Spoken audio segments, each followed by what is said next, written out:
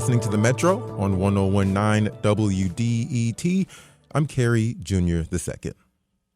Last week, Governor Whitmer, Senate Majority Leader Winnie Brinks, and House Speaker Matt Hall all announced they had agreed on a framework for the state budget, and it would be passed before October 1st. Well, it's October 2nd, and a final budget has not been passed.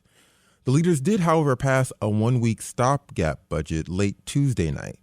That move buys them time to draft and review a final version. The Republican-led state House passed its most recent budget proposal last month, and there were a number of cuts in that plan, including cuts to health and human services, education, and economic development. Their plan also eliminated all funding for arts and culture grants from the state. The state Senate, which is led by Democrats, passed a version of the budget in May that includes arts and culture funding. State leaders have promised a finalized budget soon, but it's unclear what will happen to arts and culture grant money. So as budget negotiations in Lansing are underway, we want to focus on what that funding supports and what's at stake if it is indeed eliminated. Joining me now to discuss the impact of statewide arts and culture grants is Lauren Ward. She's the director of the Cultural Advocacy Network. Lauren, thank you for joining me on the Metro. Thank you for having me. All right. So the Michigan Arts and Culture Council, or the MACC, is a primary mechanism through which the state administers arts and culture grants. Can you just lay out for me what that administration looks like? What do MACC grants fund? Yeah, so Michigan Arts and Culture Council, or MAC, it's going to fund arts and culture programs and operations across the state in all 83 districts of Michigan. All across the state of Michigan. Okay, so MAC, thank you for that clarification too. The organization you lead, the Cultural Advocacy Network of Michigan, it's been very active since hearing that the funding for arts and culture could be on the chopping block in Lansing. What has organizing been like for you? Yeah, so we have advocacy efforts going year-round to support funding for MAC, but we've definitely increased our efforts in response to the House's budget last month. And we did that through a few different tools. We've been using digital advocacy with social media and email campaigns to our legislators and the governor. And then we hosted a rally day for all arts and culture organizations and individuals to come together and show their support at the Capitol in Lansing. I see. And this is different, or I guess in addition to the typical advocacy you all already provide when it comes to arts and culture funding in the state? Yes. Yeah. So year-round, we are meeting with legislators in both the Senate and the House to discuss funding and arts and culture programs. But then, again, in response to what's been going on in the House, we had to ramp up efforts and really show a united front. So if you're always in conversation with leaders about this funding, what have those conversations been like leading up to the different budget proposals? What have y'all been hearing? Yeah, so throughout the year, there was a lot of uncertainty going into this cycle because the House did flip from Democrat to Republican. However, arts and culture has not been a partisan issue by any means, and Republicans have really supported funding for the Michigan Arts and Culture Council in the past. I think just with the overall direction at a federal level, as well as what's happening in the state, there's a look at reevaluating what the state's priorities should be, and I completely understand that. And arts and culture got put on the chopping block a little bit for that. I see. And were there any messages that you all put out in efforts to support the funding for arts and culture that seemed to resonate and get the attention of lawmakers in Lansing? Yes. So our first push was really economic driven. Arts and culture in a state, it's $18.6 billion industry, and investment in the arts has a return on investment of 5 to 1. So it's something that's very profitable if we invest in it. And that was definitely resonating with our legislators. We then also switched to personal stories of how the arts and culture community is really revitalizing our state. It is helping with job growth as well as bringing communities together. And again, focusing on the districts and constituents in that district and having them tell the importance of arts and culture in their lives. When you say the economic impact and personal stories resonated, what do you mean by that? What kind of responses did you get when you laid out those facts? Well, everyone is always supportive of arts and culture. And so even the legislators, too, they understand the importance, but it just comes down to priorities. And we understand that there's a lot of things that the legislators have to consider above and beyond arts and culture. And so we just want to make sure that our voices stay consistently heard so that they understand that this is not a priority they can let go.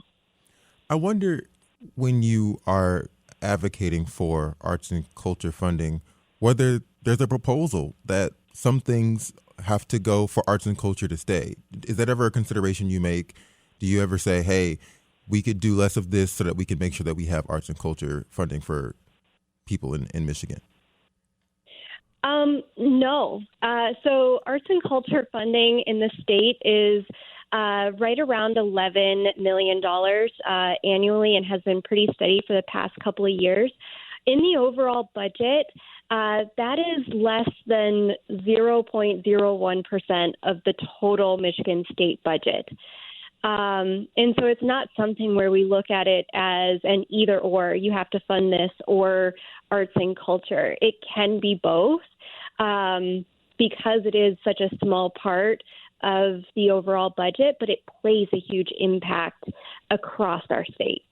I see. And so to wrap up this kind of brief political overview, what kind of support do you all think you have right now as lawmakers kind of finalize the state budget and hopefully pass it before the stopgap budget runs out next week? What do you think you all are in their minds? Yeah, so we're still applying pressure and making sure that our voices are heard. I think that we have really good support with the governor and with the Senate. And so we're trying to make sure that they stay strong during budget negotiations for our arts and culture community. Okay. So I want to zoom out a bit. We're going to get to the economic impact of arts and culture on the state's economy a little bit later, but I want to zoom in, on arts and culture programmings that we're talking about and how this is funded. Can you just kind of give us an idea of the variety of programs that MAC grants fund? Absolutely.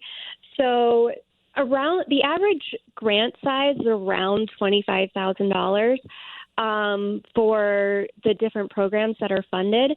And they're going to range from arts education in a K through 12 environment, from your local community theater to your barbershop quartet to other music programs to museums. So it really tries to get the full picture of everything that encompasses arts and culture across our state. I see. And so it's an example of it is you all fund a variety of different arts programs, arts performances, and it ranges from education to professional institutions as well. Yes, absolutely. On the topic of education, because we talk about that a lot, and how arts needs to be a part of our school systems on this show a lot. What do the grants from MAC look like in school settings? Yes, so a lot of them are going to look like specific programs that allow a school district or a specific school to kind of go above and beyond what they've been doing for arts and culture within that school. For example, one of the MAC grants went to fund an artist in residence at a elementary school who was able to teach a lot of really like social education of kindness and acceptance all through song and dance. Oh, all through song and dance. That sounds like an interesting approach to that. It doesn't sound like it's just above and beyond, but it also sounds kind of specialized. And as a parent, I'm wondering, for them, it kind of reminds them of, for the older folks, maybe Mr. Rogers to get that type of additional education along with schooling. Yeah, it definitely has that feel. And I mean, it's one of the wonderful programs. Mr. Guy, I'm so sorry I cannot pronounce his last name.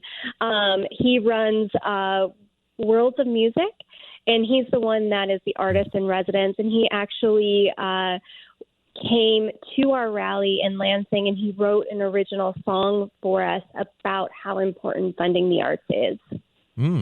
Now I'm curious to hear that song, but we won't spend time on that. We'll move along. I'm curious to know though about, Lauren, rural impacts of the funding cuts, potential cuts.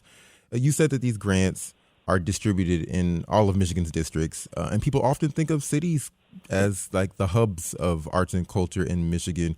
And in many ways they are, but there are more people, there are more organizations, more places to experience art in a smaller area, I should say.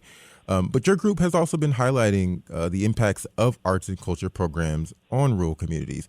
Just talk about how those grants make their way into less populated areas in the state. Yes. So for a lot of the grants that are going specifically to rural communities, we really, I know that Michigan Arts and Culture Council makes an effort to make sure that those get funded, because it's in those communities that you see the greatest impact with bringing people together, with highlighting the uniqueness of an area. So if we're looking at the UP, for example, which has a lot of those small communities spread out, Michigan Arts and Culture Council is going to be funding those small local festivals or the pop-up museum exhibits that can be showcased there. Or it's going to be helping to fund some regional arts organizations that can then spread the word about what those communities are doing, really to get more dollars in there and get some tourism if we can. It does sound, too, like the types of programs that you all are, or not you all, but that MAC funds throughout the state kind of approach, there's different approaches from different perspectives. There's the educational approach, the young folks who are learning arts and education with these grants. There are the performances. And then, as you said, there are festivals. So there's experiential things. There are things that maybe if you're not an artist, you're maybe just a resident, you still attend these events and you experience this art as well. So there's a lot of different impacts along the way. Yes, absolutely. You're listening to The Metro on 1019 WDET. And if you're just joining us, we're talking about arts and culture funding in Michigan. With the state budget still not passed for next year and recent proposals from the State House eliminating arts and culture funding, we wanted to get a better look and better understanding of what that funding actually does in the state and what's at stake if it's eliminated.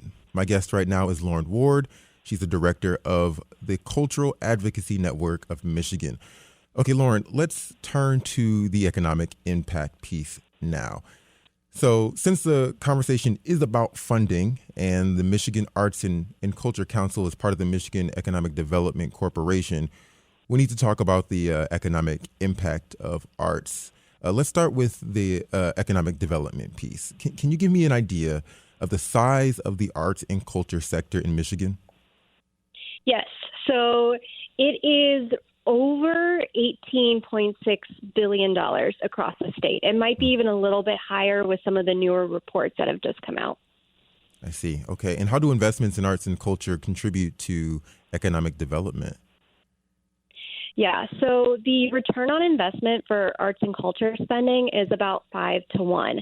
And that is due to the people that are coming in then to experience the arts and culture event or whatever is being promoted. They don't stop there. They don't stop just at that exhibit, if you would. They go and they have something to eat, or they stay in a hotel. And so a lot of businesses benefit from a strong arts and culture presence in our communities. When you say 5-to-1 ratio, that's dollars? That's like for every Yes. dollar, there's $5 back that's invested in arts. You get about $5 of economic activity in return? Hello? Hello? Hello? Oh, Yes. yeah. Oh, you said yes. Okay. Understood. Got it. Okay.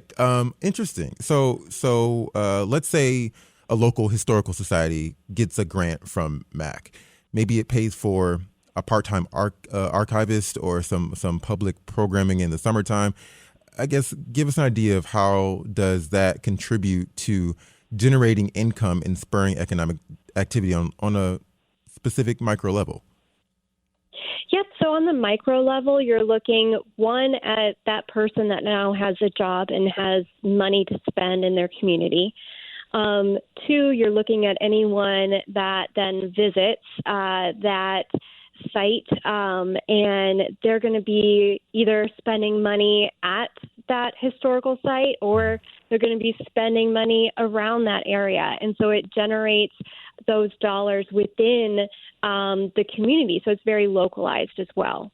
And you gave an idea of the size of the sector in Michigan based off of dollars. I'm curious to know, do we know how many folks are employed primarily who work in the sector that this grant supports, or this funding supports? Yes. So just over 120,000 jobs in Michigan are in the arts and culture sector. I see. Okay. So on that topic, it's hard to kind of go a day without hearing about job reports and employees or employment, excuse me. What does that workforce, the number of people, kind of look like? What kinds of jobs are we talking about? We're talking about a wide variety. So like you mentioned, it could be part-time jobs, they could be seasonal jobs, but then we also have a growing number of full-time year-round jobs. It depends on kind of what area of the sector you're looking at. And we also have a lot of entrepreneurial ventures that go on in this sector. Entrepreneurial ventures. I'm thinking, I feel like the sector, the workers, I guess, that are included in arts aren't always what you think of. Because when you think of arts and you think of employees, you think of painters, you might think of muralists, you might think of musicians. Sure. That's not always the case, is it? No, there's quite a bit that goes on behind the scenes with maybe arts administration, or if you're looking into the museum field, you're going to get a wide swath of careers. But even beyond that, you're going to get a lot of maintenance positions and technical roles. The arts and culture also encompasses architecture and historic preservation. So that's going to have a whole different field and set of positions in it than what is traditionally considered like an artist or a cultural institution. I see. And how will that workforce be impacted? How does their day-to-day change based off of what's proposed or potentially a funding cut? How would they be impacted by that? Yeah. So the Michigan Arts and Culture Council is one of the few organizations that grants out operational support grants that can go to keeping lights on in an institution or funding those positions.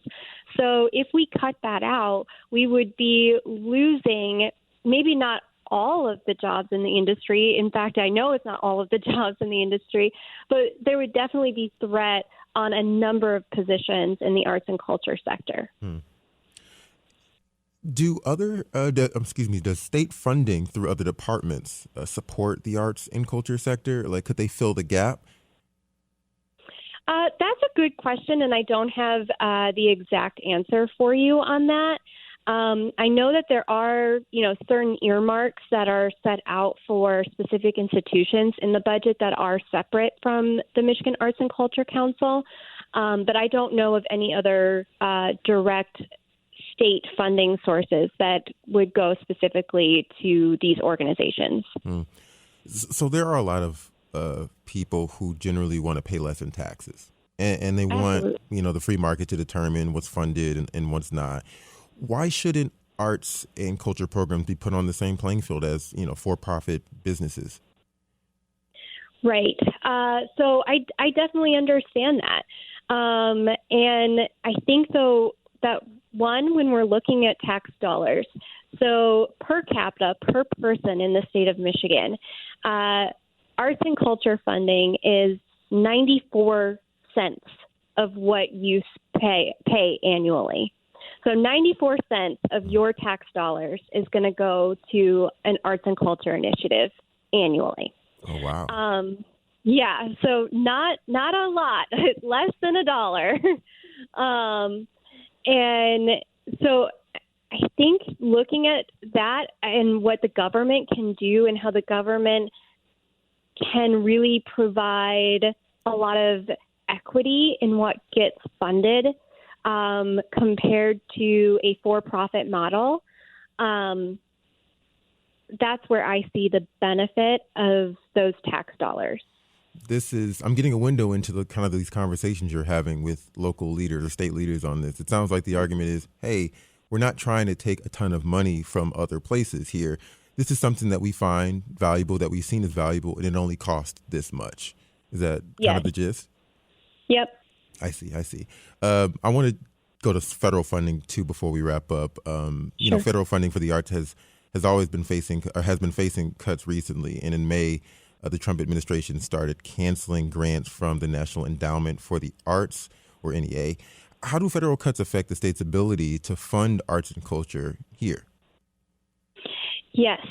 So we're definitely focusing on what's happening federally with the NEA and the NEH as well, and how those rescinded grants have affected our communities. The real impact for us is, at least for this upcoming fiscal year, the NEA historically and this year puts in just over about $1 million per state into arts and culture funding. And that would go to the Michigan Arts and Culture Council. Where we run into problems and where the state budget becomes even more crucial is to access that $1 million. It has to have a direct one-to-one match from the state. So if we eliminate the funding for MAC, then we're eliminating the funding at a federal level for MAC as well. And so they are just getting nothing. I see. So there's more money to be lost, not just the money that's being taken away from MAC. Yes. I see. And so amid all this financial uncertainty for arts funding at the national and at the state level, what are you hearing from arts and culture workers, from the educators, from the nonprofit leaders? What are they saying about this moment? There's just a lot of uncertainty. And with that, it's been a hectic time. And we are just hoping that things can level out, but that also that we can show the importance of what we do. So arts and culture is a necessity for society. And I'm hoping that we can make a really good effort to show why it shouldn't be just put into the public sector or the private sector and just profitized, and why state funding dollars matter. If this were to go through and the Michigan Arts and Culture Council funding is completely eliminated at a state level, we will be the only state in the nation that does not support arts and culture funding or support arts and culture at a state level. I see. Lauren Ward is the director of the Cultural Advocacy Network of Michigan. Lauren, thanks so much for weighing in and letting us get a window into this moment right now for arts and culture funding in Michigan. Yeah, thank you so much for having me. State lawmakers have passed a stopgap budget for this fiscal year, and they're expected to vote on a new version of the budget as early as tomorrow. We'll continue to cover the new state budget on the Metro.